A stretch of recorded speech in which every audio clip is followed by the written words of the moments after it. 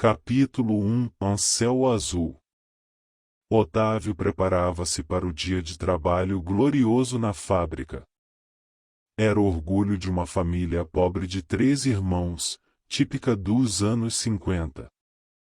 A fábrica era o lugar onde muitos sonhavam em trabalhar e poucos conseguiam a glória de entrar pelos portões imponentes de ferro, com leões esculpidos em bronze postados ao lado de cada pilar que escorava o portão e o muro alto e assustador, que se estendia ao redor da estrutura. Um trem preto reluzente chegava a cada 3 horas trazendo do país inteiro nova matéria-prima para a fábrica. Depois de uma operação minuciosa de inspeção e descarga da matéria-prima, o trem preto reluzente levava embora a produção com extrema eficácia. Trabalhar naquela fábrica era ter um alto salário, levar uma vida confortável, ter privilégios e muito prestígio social. Que o diga o solteirão Otávio que ostentava pelas ruas da capital seu Cadillac Eldorado ano 1953 cheio de detalhes cromados que, à luz do sol, ofuscavam a visão das pessoas que andavam pelas ruas tranquilas e pacatas daquela cidade modelo. Otávio era diferente dos irmãos, primeiro colocado em todo o período escolar. Foi chamado para trabalhar na fábrica desde os 16 anos de idade. Naquela época poucos conseguiam estudar e o cargo de office boy para um garoto de 16 anos e família pobre parecia promissor. Era o único de sua casa que tinha bons sapatos para calçar e boas roupas para vestir. A fábrica não permitia andar pelas ruas que não fossem trajes impecáveis. Era fácil identificar os trabalhadores da fábrica, eles andavam orgulhosos com seus crachás presos às roupas onde quer que fossem. O tratamento e reverência destinado aos trabalhadores era um convite a deixar seus crachás à mostra, mesmo que isso fosse uma recomendação expressa, e jamais andar sem eles. Em qualquer situação.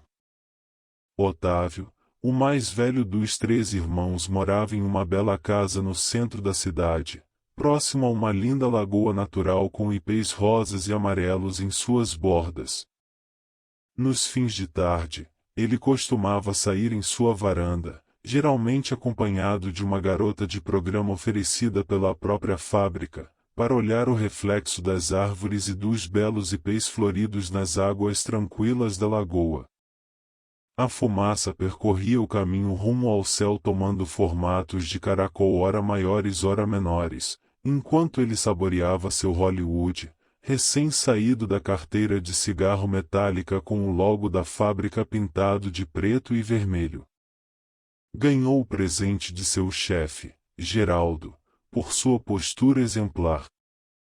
Havia um código de conduta muito rígido, que era cobrado de todos os funcionários. Ao todo, eram 200 pessoas bem vestidas, bem remuneradas que ocupavam os quarteirões em volta da Lagoa dos Ipês. Área residencial reservada aos distintos cidadãos que ostentavam o crachá da fábrica. Eles eram a elite da capital, cujo orçamento era alvo da inveja de muitas cidades maiores. A capital que se formou em torno da fábrica tinha uma população calma e pacata, quase silenciosa. Tudo era muito pacífico e parado. Os poucos delitos, cometidos em geral por pessoas que não eram da cidade, eram tratados rapidamente pelo delegado José Antônio. Um homem de quase 2 metros de altura, olhos castanhos, cabeça retangular e ombros largos, um sujeito bastante amedrontador.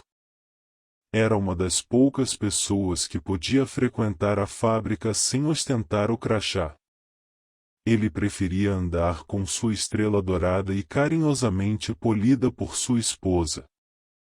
Naquela cidade não era comum ver as mulheres andando pelas ruas sem companhia ou seus uniformes de trabalho. As poucas que se arriscavam eram surpreendidas pelas patrulhas e levadas ou para a delegacia ou para a zona alta, região mais pobre da cidade que abrigava o resto da população. A vida na zona alta era bem simples, mas a paz e o silêncio reinavam absolutos. A prefeitura levava à região todos os suprimentos necessários e era dona das casas onde as pessoas moravam, inclusive os 12 irmãos e a mãe de Otávio.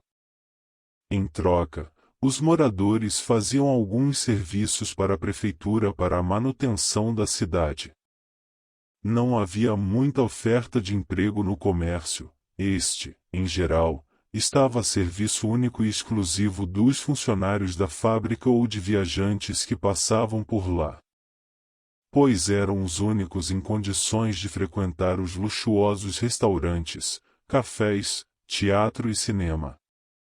Quando Otávio sentia saudades, saía com seu Cadillac para uma visita à casa da mãe. Segundo as normas da fábrica, os familiares não poderiam morar com ele ou frequentar os restaurantes e outros comércios da cidade pois não tinham crachás. Mas isto não importava. Quando Otávio chegava à casa da mãe era recebido pelos irmãos com demonstrações de carinho tímidas mas sinceras. Otávio pensava que, às vezes, a vida na zona alta passava devagar. As pessoas eram pacatas, as ruas silenciosas, não havia agitação e, mesmo com a vida simples, as pessoas pareciam não ligar. Pareciam conformadas e felizes. Capítulo 2 – O mistério do corredor. A cidade, assim como a fábrica, possuía suas regras. O serviço era realizado com uniformes cedidos pela prefeitura e o transporte era gratuito para ir e voltar do trabalho, tudo sustentado pelos impostos gerados pelo orgulho da região, que era a fábrica, conhecida em muitos lugares do país por sua marca estampada naquele trem preto reluzente, lindo, que apitava alto, quebrando o silêncio que, a cada dia, se espalhava pelo país. Parece que a paz reinaria finalmente onde antes havia tantos conflitos e mortes.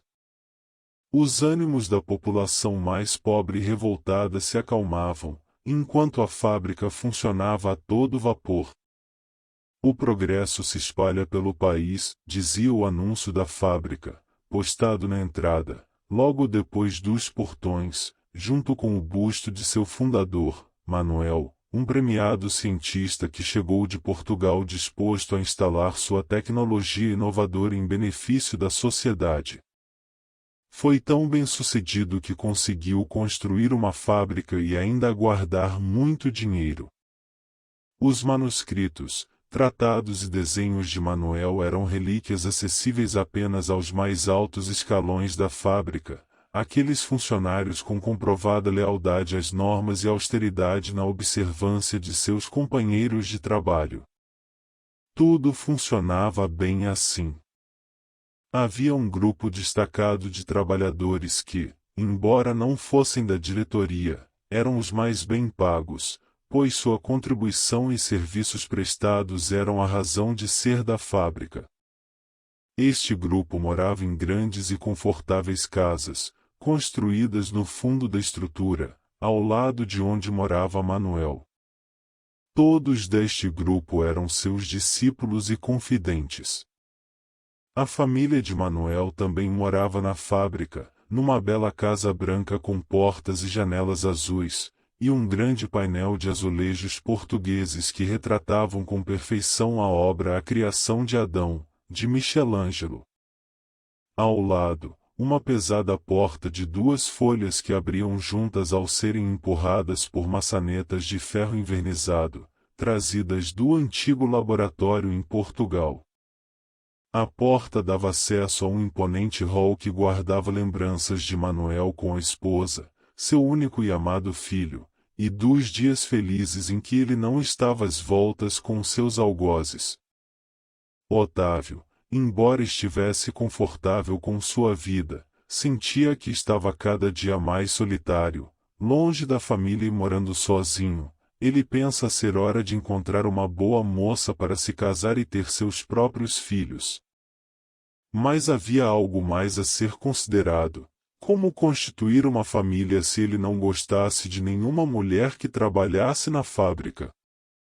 As normas eram rígidas e bastante claras. A Lagoa dos Ipês era a morada exclusiva dos funcionários. Ninguém ali poderia estar sem um crachá, salvo os funcionários com uniformes da prefeitura. Numa manhã de domingo, Otávio está em sua casa com a camisa listrada de bege e azul escuro, que ganhou de presente de Geraldo, mais uma vez por sua postura exemplar, e sente-se atraído por uma das mulheres que passam em frente à sua bela casa. Elas usam o uniforme da prefeitura. Entre todas, uma moça de cabelos escuros, compridos, baixinha, sorriso tímido e olhar pálido chama a atenção de Otávio. As garotas pareciam não ter muito ânimo, apenas seguiam em frente sem trocar uma só palavra. Mas isso não importava. Otávio, entre uma tragada e outra de seu Hollywood, observa e armazena em sua mente privilegiada detalhes daquela mulher que havia balançado seu coração. Ele acompanha a marcha constante e sem perturbações das moças até que elas somem de sua vista. Rapidamente ele monta em seu Cadillac e sai disposto a descobrir mais sobre as meninas. Nunca havia sentido isso antes. Estava realmente interessado naquela mulher que sequer reparou em sua presença. Pensava em como iria abordar as garotas, mas, ao mesmo tempo, imaginava como seria se ela retribuísse o sentimento. Como faria para encontrá-la? Como poderia levá-la para casa? Estaria sendo observado? Ele continua o caminho aflito para encontrá-la. Dobra a esquina com aquele carro reluzente desde os primeiros raios de luz da manhã e vê as garotas seguindo em direção à escola. Ele acelera e o ronco do motor Cadillac de 8 cilindros suprime, por um instante, o canto repicado das saíras de 7 cores que descansam nos galhos aconchegantes dos ipês floridos. Parecia o cenário perfeito para um homem apaixonado e disposto a tudo, conquistar seu amor. Otávio não consegue emparelhar o carro com as moças antes que elas entrassem pelo portal da escola. Ele estaciona seu carro e pensa em desistir, mas havia algo, uma vontade maior que o puxava para dentro da escola, que o faz desligar o Cadillac, descer e seguir aquelas mulheres. Ainda sem saber ao certo se podia, ele sentiu que deveria e entrou pelo portal, acessando uma alameda de concreto cercada de árvores e grama bem cortada. Uma paisagem incrivelmente bem cuidada. Ele aperta o passo, mas não corre, não quer ser percebido. As moças seguem em frente e pegam um desvio na alameda para seguir a um depósito que fica na parte de trás da escola. Otávio continua seu caminho atrás das garotas e chega cada vez mais perto.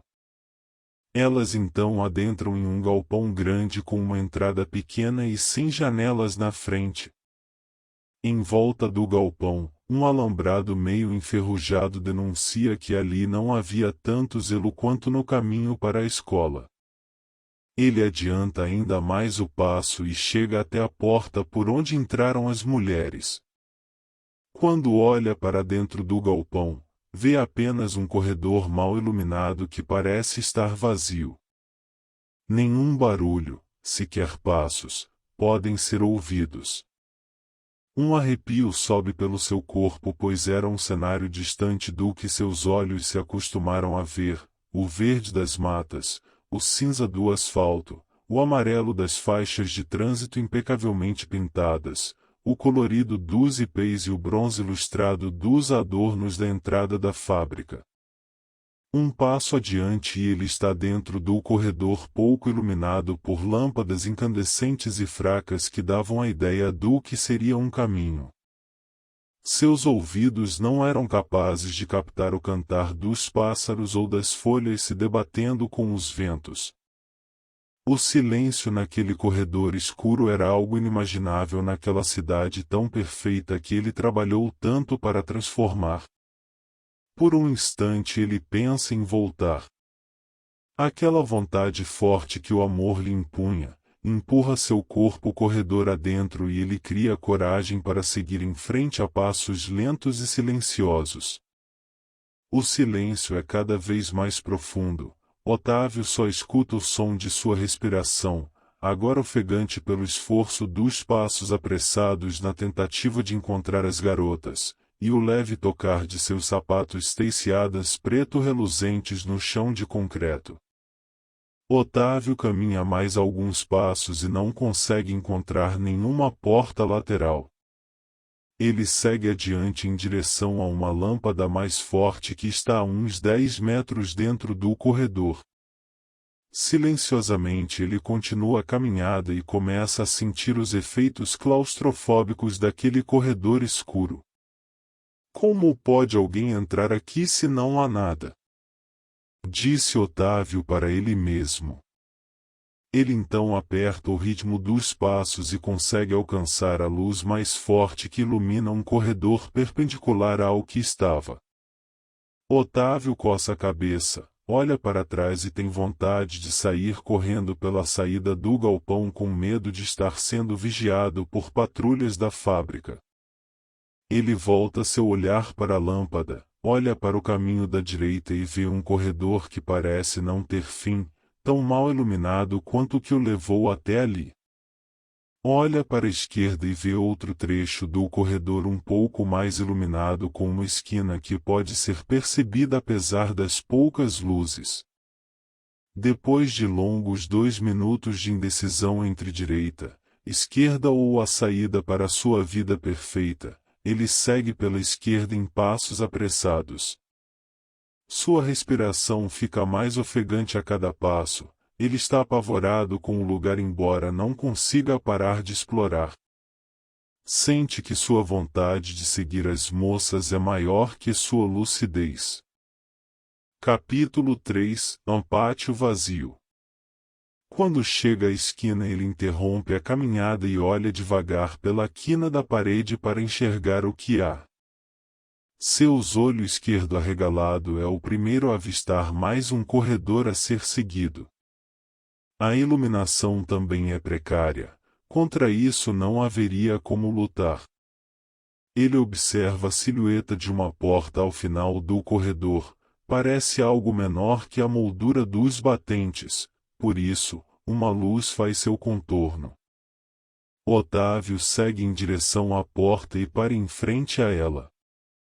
Aproxima seu rosto na tentativa de escutar algo, encosta sua orelha esquerda no metal gelado daquela porta e tenta não fazer barulho com sua respiração suprimida. O silêncio do outro lado da porta parece absoluto. Otávio põe a mão na maçaneta, a esta altura não tão gelada quanto sua mão, segura com força e torce lentamente com medo que ela fizesse barulho. Após um leve gemido das dobradiças de metal velhas mais ainda lubrificadas, a porta está aberta e Otávio se depara com um grande vestiário.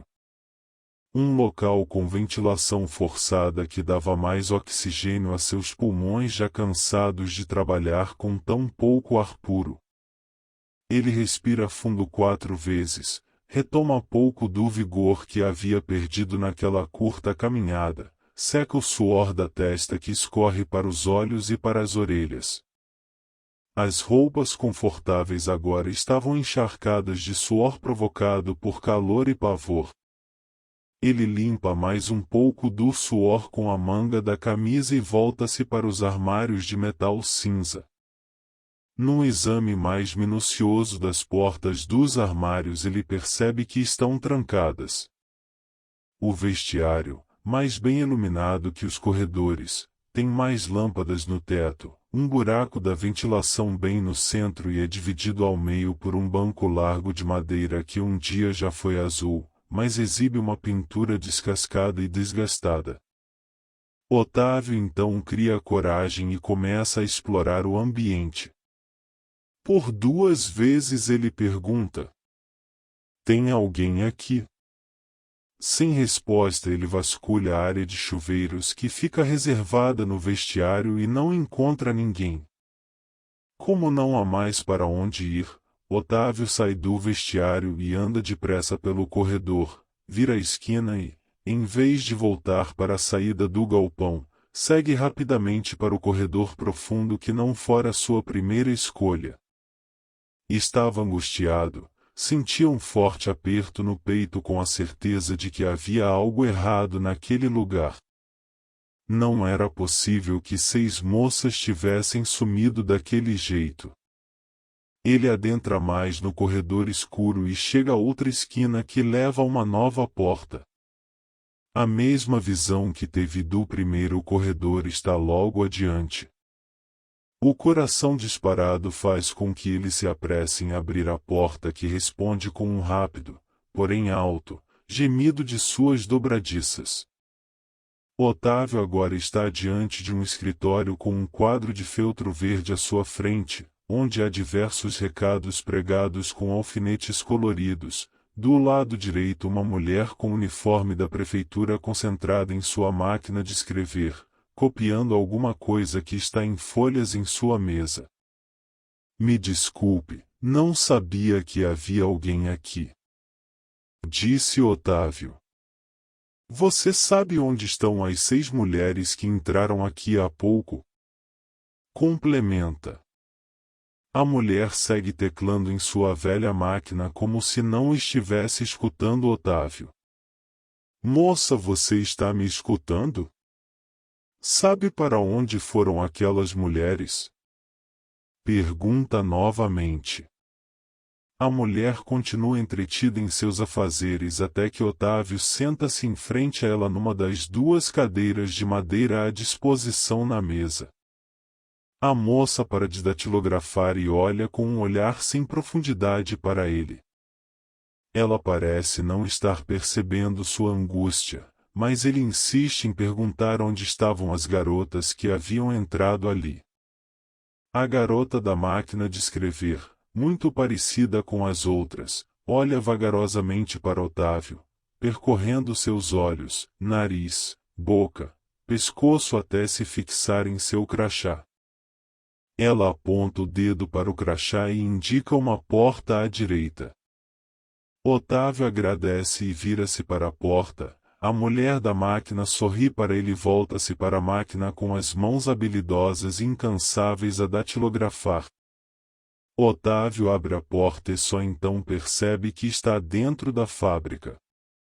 Ele entra em uma espécie de laboratório, com paredes muito brancas e bastante iluminação, além de microscópios e bancadas impecavelmente limpas. Repara que existem muitos instrumentos que ele não compreende e segue em frente pelo laboratório que possui no fundo grandes janelas de vidro. Ao chegar às grandes janelas, Otávio vê um grande pátio, impecavelmente limpo. Muito bem iluminado e muito semelhante a uma linha de montagem, porém não havia carros, caminhões, máquinas de costura, geladeiras ou qualquer outra coisa sendo fabricada ali. Ele acha tudo aquilo muito confuso e misturando curiosidade com medo avança pelas escadas até chegar ao pátio embaixo. Com a leve sensação de que está sendo observado, ele segue decidido a encontrar aquelas mulheres. O pátio é um grande retângulo com 4 corredores que levam a áreas distintas. Parece que todos ali estão de folga, pois era domingo. Otávio está muito tenso e começa a sentir fome. Ele sobe novamente pelas escadas, passa pelo laboratório e quando chega ao escritório, já não encontra mais a moça da máquina de escrever. Ele olha para o corredor, percebe que não há ninguém lá, e resolve olhar o que a moça estava digitando. Talvez pudesse descobrir algo. Ao folhear os papéis percebe que são listas intermináveis de nomes. Muitos nomes, seguidos de sobrenomes, cidades de origem e, ao fim de cada folha, um carimbo com data e hora. Otávio não compreende o que está acontecendo. Com medo, ele corre pelo corredor e vira à esquerda para sair do galpão. Quando chega à porta, ele sai correndo em direção à alameda principal e vê de longe o delegado José Antônio vistoriando seu carro. Se esconde atrás de alguns arbustos e fica observando enquanto o delegado retira seus pertences do Cadillac e manda um dos policiais dirigi-lo até a delegacia. Otávio sente um vazio dentro da barriga e sente vontade de desmaiar de tanto medo. Nunca poderia imaginar ter seu carro levado pelo delegado. Sabia que teria que dar boas explicações para aquele homem astuto e austero. Otávio não sabia mentir. Seria, provavelmente, o fim de tudo. O delegado não faz menção de ir embora e o tempo começa a jogar contra Otávio. Ele agora está escondido entre os arbustos, sujo, com medo e com muita fome.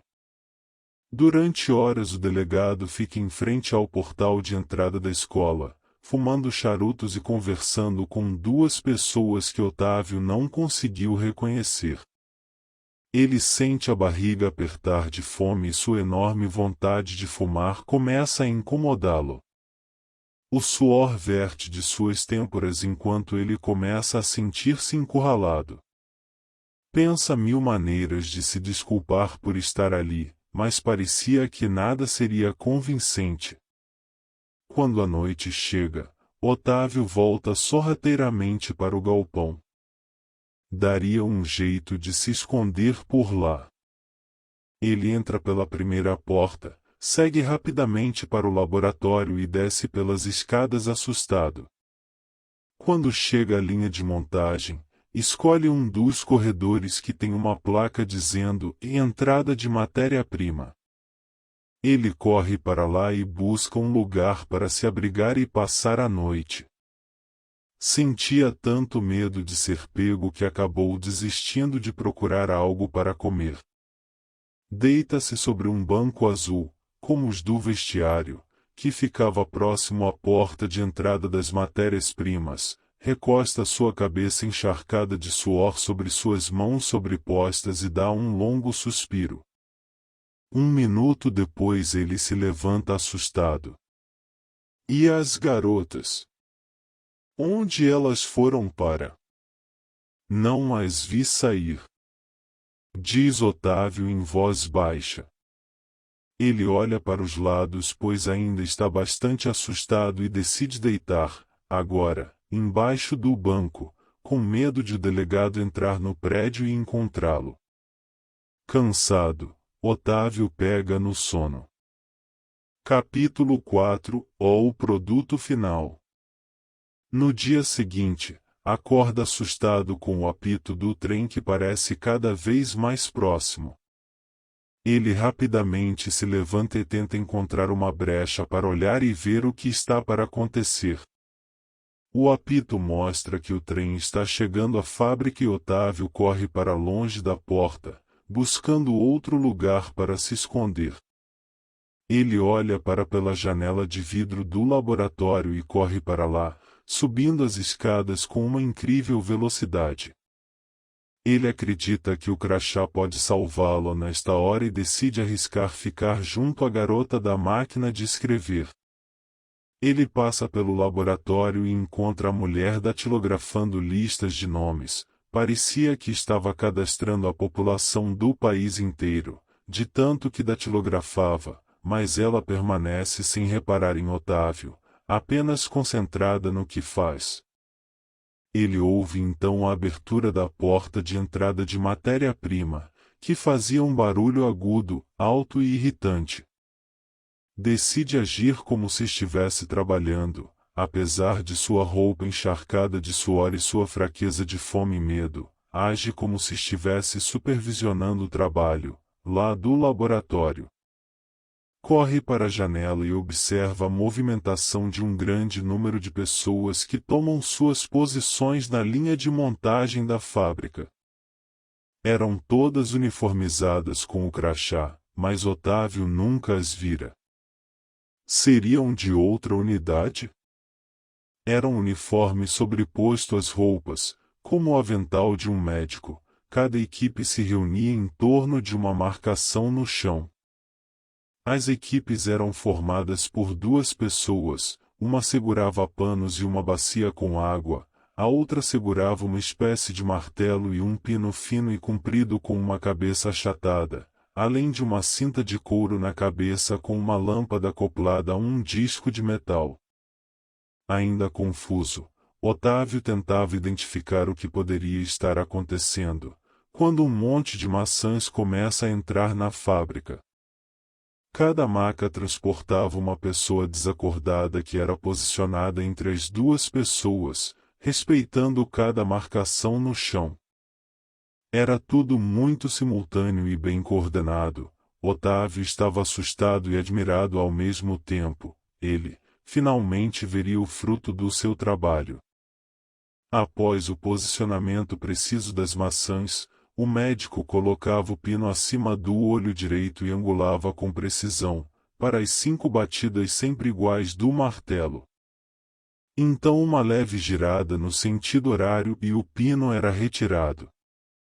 A segunda pessoa da equipe rapidamente colocava um pano sobre o ferimento para estancar o sangue, lavava as mãos, e enquanto o maqueiro retirava a pessoa para que outra maca fosse trazida, a equipe posicionava-se para a nova intervenção. Otávio observa incrédulo o que a fábrica produzia. Ele percebeu que a fábrica estava transformando o dia a dia das cidades, produzindo a mudança de comportamento das pessoas. Por isso ele jamais poderia ter encontrado o caminho para a linha de produção, as regras eram claras. O segredo industrial guardado a 7 chaves. Enquanto um filme passa pela sua cabeça, o procedimento frenético não leva mais que 5 minutos para cada paciente, entre entrada e saída de maca. As pessoas eram levadas de volta ao trem para voltarem às suas cidades de origem. Apavorado, Otávio abre a porta e passa pelo escritório, dando de cara com José Antônio e Geraldo. Ele se assusta, chega a ficar paralisado como se o sangue sumisse de seu corpo e quase desmaia. Geraldo põe as mãos sobre seus ombros e o leva de volta à vitrine da fábrica. Este é o progresso, Otávio. Vamos construir um mundo onde os desordeiros não têm vez. Não gosta do silêncio das noites e da cantoria dos pássaros das manhãs? Tudo é fruto do que fazemos na fábrica.